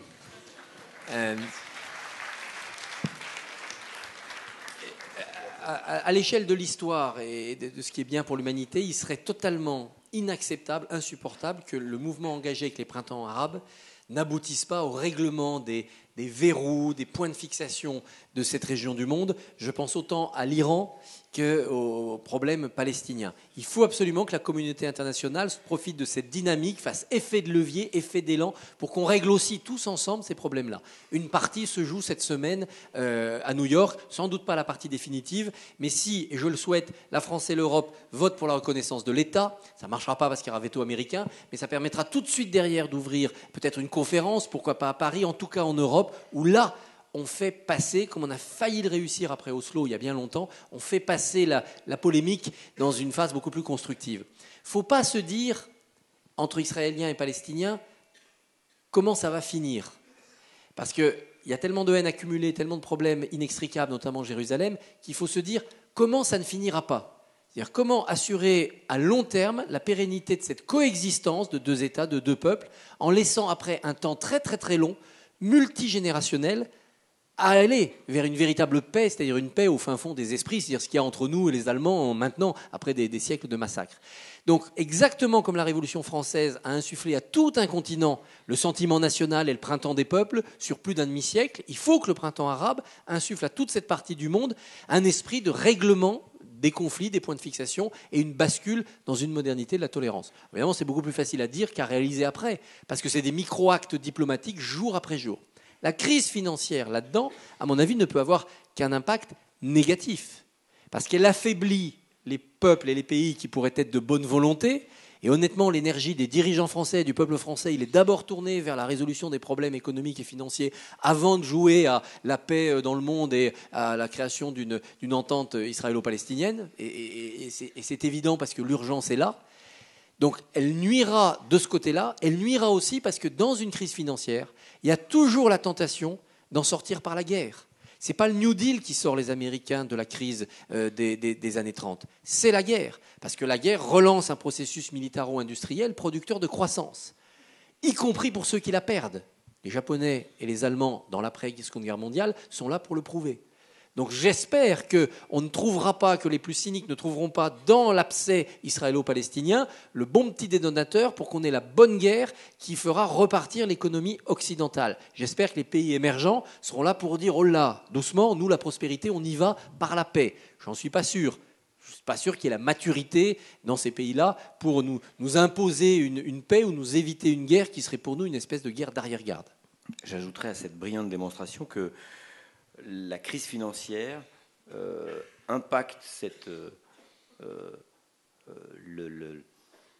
la reconnaissance de l'État palestinien tout simplement parce que Barack Obama avait au départ comme projet ou comme volonté de ne pas s'opposer. Il ne le fera pas parce qu'il est fragilisé dans son propre pays et il ne va pas rajouter une fragilité de plus. Donc le veto américain, c'est-à-dire que la position classique américaine sera la position qui sera adoptée, alors qu'on était dans un processus révolutionnaire pour les Américains et qui a été stoppé par la crise. Mais si Obama est réélu, dans un deuxième mandat qui sera son dernier, il peut, là, être l'élément déclencheur. Netanyahou sera peut-être plus là. Il y a toujours les mythes des seconds mandats américains où ils vont tout faire et ils ne font jamais rien. Non, pas assez en tout cas. Il a eu le prix Nobel de la paix au début de son premier mandat. C'était stupide et sans doute handicapant. Maintenant, s'il est réélu, quand même, il y a quelques espoirs, il y aura des mouvements, et puis le discours engagé au Caire là, sur l'islam et l'Occident pourra se reprendre. Deuxième question.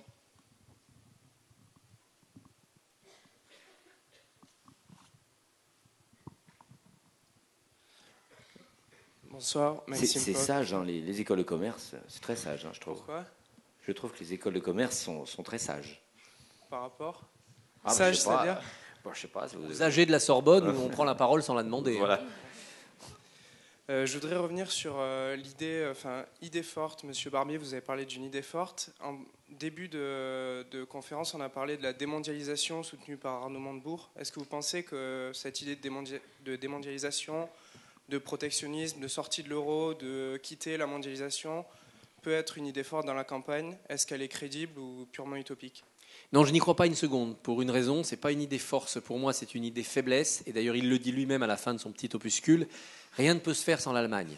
C'est la France et l'Allemagne qui peuvent choisir de faire ensemble autre chose que l'euro actuel, que l'euro fort, et d'engager donc une autre politique, avec un peu de protectionnisme, etc., avec toute sa théorie, qui nous sorte de la logique qu'il réprouve. Or, il n'y a pas d'élection en Allemagne avant 2013.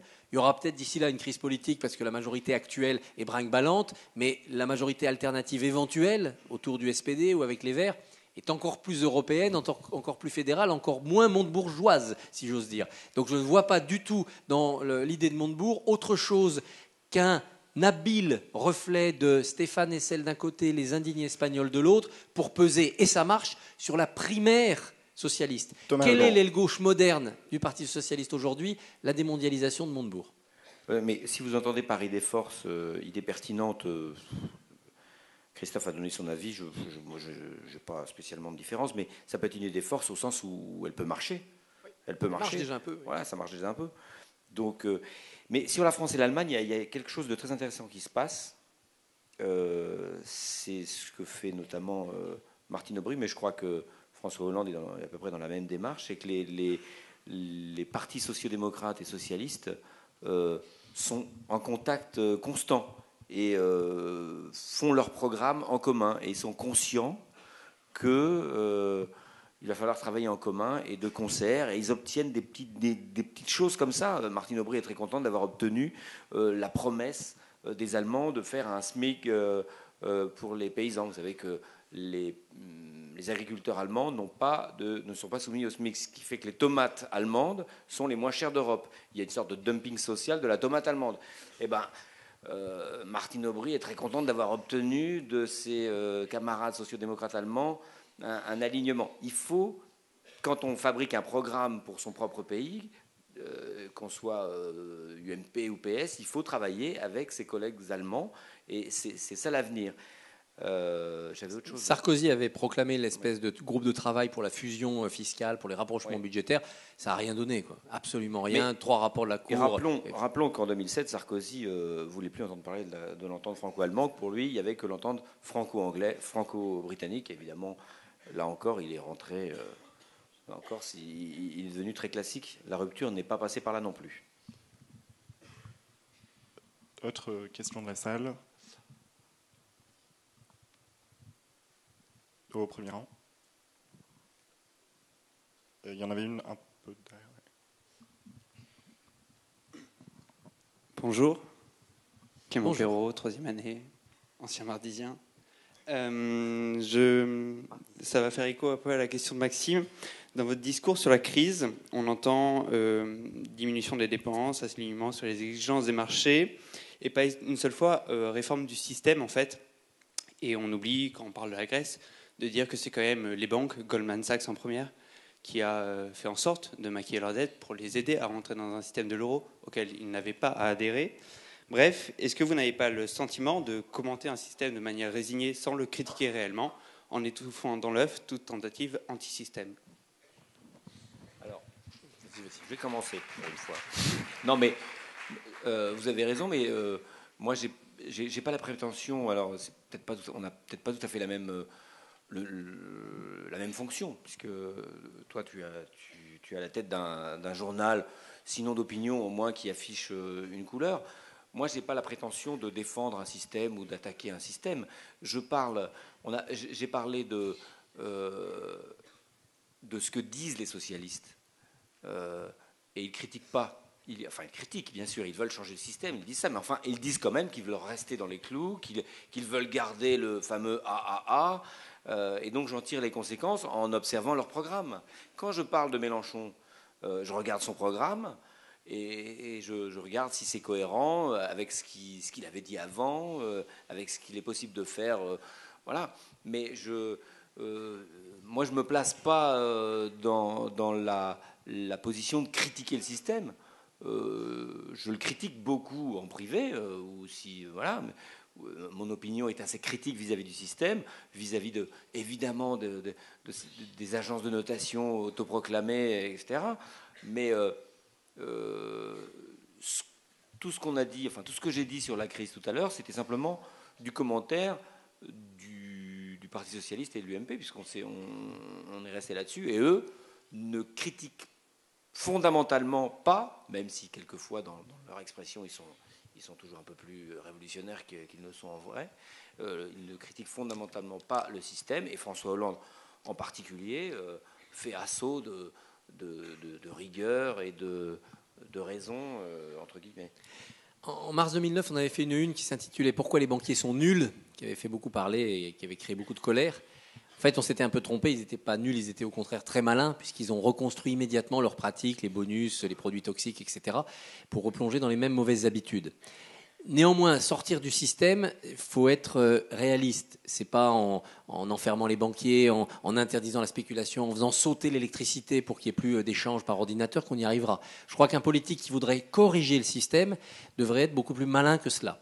Il y a sans doute une action à mener en termes de recapitalisation des banques, sans forcément parler de nationalisation, comment le pouvoir politique peut remettre la main sur le manche à balai dans le pilotage des grandes banques qui engagent évidemment la force économique de la France quand elles prennent des décisions. On l'avait vu déjà au moment de l'affaire Kerviel, et Sarkozy avait eu raison de se révolter contre le fait que Bouton ait attendu 4 jours avant de prévenir l'autorité politique, parce que c'est l'image de la France et la force de la France qui était dégradée par ce qui se passait à la Société Générale. On le voit encore aujourd'hui. Donc il y a sans doute un retour de l'action publique dans les banques, mais nationaliser pour mettre un type qui sort de l'ENA et qui nous refait le Crédit Lyonnais, c'est sans doute pas une bonne idée. Donc il doit y avoir un partage des responsabilités des tâches et un droit de veto de l'État sur les bonus et les politiques menées par ces banques-là, sans nul doute. Ensuite, il faut qu'au niveau plus international, sur la régulation financière, il y ait en effet quelque chose de plus efficace que les palabres qu'on entend au G20 depuis longtemps. Mais quoi ? Il faut évidemment une entente mondiale, sinon l'argent ira dans les systèmes les plus avantageux. Donc de ce côté-là, c'est extrêmement plus compliqué à faire. Enfin, comme je le disais tout à l'heure, si on veut sortir des griffes des marchés d'un côté et des griffes des agences de notation de l'autre, il ne faut pas chercher à les détruire. Il faut promouvoir un autre système qui, par le jeu de la concurrence, va devenir meilleur que le précédent. Si vous ramenez votre dette sur une base nationale, en disant aux Français, prêtez-nous votre argent qu'on rembourse à ces méchants spéculateurs, comme ça ils n'auront plus de prise sur nous, puisqu'on n'aura plus leur argent, on ne sera plus leur débiteur. Vous réglez une partie du problème, et si vous créez une agence de notation publique, ou plus vraisemblablement, ça serait encore mieux privée européenne, mais qui prend en compte de nouveaux critères pour établir ces notations, et que beaucoup de pays y adhèrent, et que d'un seul coup, ça devient une agence de référence. Quand Standard & Poor's, Fitch ou Moody's abaisseront une note, on ricanera parce que ça n'aura plus du tout d'impact. Est-ce que les Chinois sont inquiets quand les agences de notation s'en prennent à leur environnement? Non, parce qu'ils vivent hors de ce système. Ils ne font rien pour le détruire. Ils ont construit un contre-système qui joue sur une monnaie, le yuan, dont ils pilotent à vue la fausse faiblesse, et ils ont leur propre système. Faisons cela au niveau européen. On a la monnaie, il nous manque la décision politique. Ils sont surtout très peu endettés. Oui, puis ils ont une croissance un peu violente, quoi. Fillon m'a dit la seule solution. Ça, c'est classe. Hein. La seule solution, c'est bien. M'a surpris parce qu'il me parlait plus. Benoît XVI, tu sais ce qu'il m'a dit. Il m'en dit plus depuis 3 ans. Alors Fillon m'a dit que Benoît XVI l'avait appelé justement, et donc Benoît XVI a dit à Fillon, vous direz à Barbier. Non, plus sérieusement, on s'était beaucoup fâchés, donc on avait eu une espèce de conversation un peu pour se rabibocher. Et il m'a dit le seul moyen de ne pas être sous l'épée de Damoclès des agences de notation, c'est de ne plus emprunter au marché. À partir du moment où on va emprunter sur un marché dont les agences mesurent les risques et sont l'espèce de détecteur sismique, eh bien, il faut accepter les règles jusqu'au bout. Moi, je trouvais que c'était d'assez bon sens. Je ne comprends pas d'ailleurs pourquoi il ne l'a pas dit publiquement et pourquoi il ne le met pas en pratique surtout. Merci. Est-ce qu'il y a une autre question dans le public? Une dernière? Faites court. Bonsoir, Nicolas, en 5e année.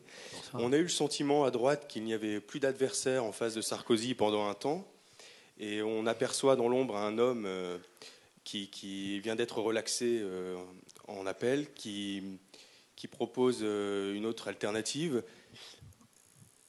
Est-ce que c'est pas un petit peu la stratégie que Chirac avait choisie en 1976 en quittant l'UDR pour fonder le RPR? Est-ce que Villepin n'a pas d'autres prétentions après la République solidaire? Merci. Pourquoi Le Pen est passé au deuxième tour en 2002? Pas parce qu'il est passé devant Jospin, parce que Jospin est passé derrière lui. Le Pen n'a pas gagné énormément de voix, il a grossi en pourcentage parce qu'il y avait beaucoup d'abstention, et Jospin, je crois, a perdu 4 millions de voix entre 1995 et 2002. Et Jospin est tombé derrière parce qu'il n'avait pas su faire la paix à gauche et qu'il avait laissé des dissidences fondées se créer. Dissidences fondées que celle de Chevènement, ils étaient en désaccord sur la République. Dissidences fondées que celle de Taubira, ils étaient en désaccord sur certaines choses. Dissidences fondées que celle des écolos. Chirac n'avait pas fait la même chose. Il avait éliminé la concurrence éventuelle de Pasqua. Il avait réglé plein de problèmes. Il avait même réglé le problème Villiers, qui était candidat en 1995, en 2007, mais pas en 2002. Sarkozy est parti dans la même stratégie. Je ne serais peut-être pas très fort, mais je serais le seul à droite. J'aurais peut-être un centriste éponge à électeurs de gauche si la gauche a un mauvais candidat, comme Royal a nourri Bayrou en 2007. J'aurais sûrement un candidat d'extrême droite fort, mais pas trop, mais qui me fera un réservoir pour le second tour. Mais sur mon camp, je n'aurais pas de rival. Je pense qu'il mettra ça en pratique et qu'il découragera ou qu'il se réconciliera avec Villepin avant que l'opération Villepin aille à son terme. 2 jours avant le rendu du jugement sur Clearstream, il y a l'affaire Bourgi. Je ne suis pas certain que Villepin ait les réseaux que les élus et la machine RPR avaient en 1976. Je suis certain qu'il n'a pas autant d'argent que ce qu'avait la machine gaulliste à ce moment-là. Et je ne le vois pas, en 4 mois, arriver à se créer une légitimité d'élu qu'il n'a jamais eue, se débarrasser de l'odeur de soufre qui est sur ses basques et de bâtir ce réseau et ce financement. Donc je pense que c'est une opération qui ne peut pas le mener bien loin et que donc à un moment, Sarkozy saura faire ce qu'il faut, soit pour le détruire, soit pour le ramener au bercail. Je pense qu'il fera exactement la même chose, Sarkozy, avec Jean-Louis Borloo. Il ne tolérera que Bayrou. Je me trompe peut-être, il n'a peut-être plus la force politique d'empêcher ces aventures, même si ce sont, à mon avis, que des aventures destinées à le faire perdre, pour après rebâtir autre chose. En ce moment, il y a de plus en plus de gens qui ont intérêt à la défaite de Sarkozy en 2012. Évidemment, la jeune génération. Évidemment, les quinquas sexas qui veulent espérer encore avoir un coup à jouer en 2017, le premier étant Fillon. Évidemment, ceux qui se disent qu'il faut faire exploser ce truc tordu qu'est l'UMP pour faire enfin une vraie alliance avec le Front National, comme ils ont fait en Italie. Et du côté de la droite populaire, à mon avis, certains ont ça en tête. Qui a intérêt à la réélection de Sarkozy?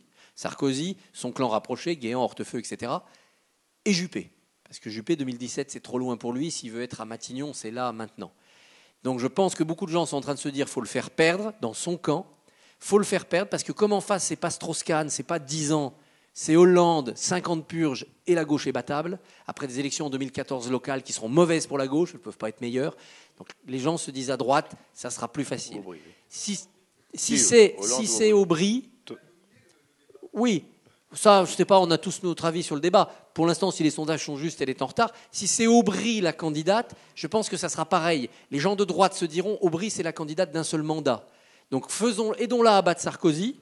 C'est bon pour nous, les cadets de la droite. Il n'y aura qu'un seul mandat Aubry. Parce qu'elle fera une politique qui sera tellement dure qu'elle ne pourra pas être réélue. Thomas Legrand. Je suis d'accord sur ce que pense la droite en général maintenant de Nicolas Sarkozy et le sentiment général qu'il faut mieux que Nicolas Sarkozy perde. Et il y a un autre truc qui est peut-être en train de monter, c'est qu'il faudrait même mieux qu'il ne se présente pas. Parce que la plupart des parlementaires, ils voient les élections législatives derrière. C'est-à-dire qu'une déroute électorale, ça serait suivi d'une déroute législative et ils ne reviendraient pas très nombreux. L'affaire Bourgi, on se demande d'où vient l'affaire Bourgi. Alors, on a commencé à dire, mais c'est peut-être Nicolas Sarkozy pour enfoncer définitivement Dominique de Villepin. Moi, je trouve ça, je pense que ça ne peut pas être ça, puisqu'on a vu à quel point ça nuisait à Nicolas Sarkozy lui-même. En revanche, ça peut être un concurrent de droite éventuel, qui a parlé il n'y a pas très longtemps à Christophe, qui peut avoir... Benoît XVI. Benoît XVI. Non, mais voilà. On n'est pas... Si Nicolas Sarkozy ne remonte pas dans les sondages, ils espéraient beaucoup des premiers sondages de septembre. Si l'opération représidentialisation ne marche pas, si ça se confirme que ça ne marche pas en septembre, en octobre, en novembre, il va y avoir des des interrogations à droite. Et ça s'est vu par le passé. Il peut y avoir un groupe de 40 parlementaires qui signent un appel dans l'Express, dans le Point ou dans le Monde, je ne sais pas où, pour présenter quelqu'un d'autre. Et puis, on peut trouver un point de chute à Nicolas Sarkozy pour remplacer Van Rompuy, parce que Sarkozy, il peut être très bon dans le go-between européen. Voilà. C'est pas fini. Je ne sais pas si ça arrivera. Je sais que si Sarkozy, en effet, ne se représente pas parce qu'il voit que c'est fichu, je pense que son remplaçant, surtout si c'est Fillon Juppé, sera battu par la gauche. Oui. Et je pense que Sarkozy sera candidat en 2017. Voilà, c'est pour ça que pour ça que tous ceux qui pensent à 2017 oublient que Sarkozy sera candidat en 2017. Et ça nous promet des primaires qui existeront certainement. Moi, je parie pour des primaires en 2017 à droite. Donc, ça sera amusant. Rendez-vous dans 5-6 ans au mardi. Je serai au service des sports. Moi, je commenterai le rugby. C'est mon rêve. Merci Thomas Legrand, merci Christophe Barbier. Merci à vous. Merci à nos...